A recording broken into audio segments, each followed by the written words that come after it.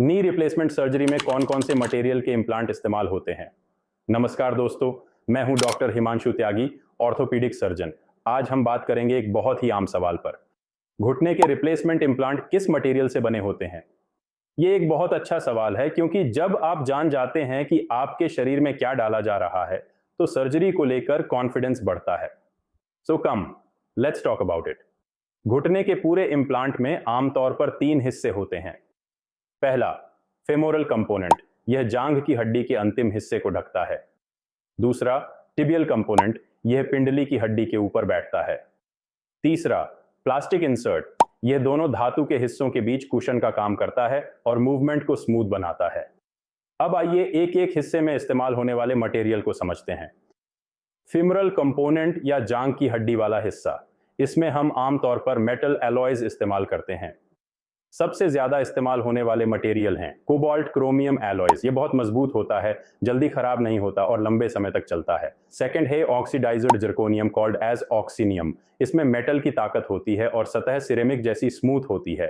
Third is titanium alloy या titanium. यह हल्का होता है, इसे ज्यादातर बिना सीमेंट वाले डिजाइनों में इस्तेमाल किया जाता है।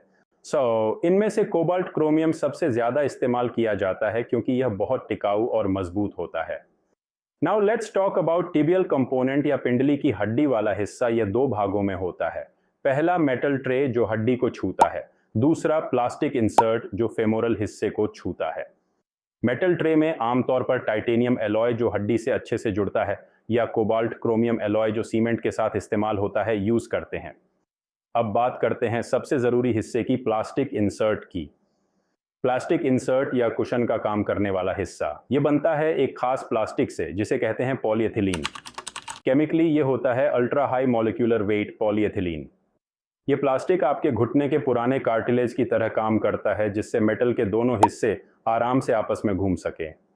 आजकल कुछ नए इम्प्लांट्स में क्रॉस लिंक्ड पॉलीएथिलीन भी इस्तेमाल किया जाता है, जो और भी ज्यादा टिकाऊ होता है और धीरे धीरे घिसता है। So in total, knee replacement has 3 components. First, femoral part made up of cobalt chromium या ऑक्सीनियम। सेकंड, टिबियल ट्रे जो टाइटेनियम या कोबाल्ट क्रोमियम की होती है। थर्ड, प्लास्टिक इंसर्ट जो हाई क्वालिटी पॉलीएथिलीन की होती है। अब एक और आम सवाल, क्या ये मटेरियल्स शरीर के लिए सुरक्षित होते हैं? हाँ, ये सभी मटेरियल्स बायोकम्पैटिबल होते हैं, यानी शरीर इन्हें एक्सेप्ट कर लेता है।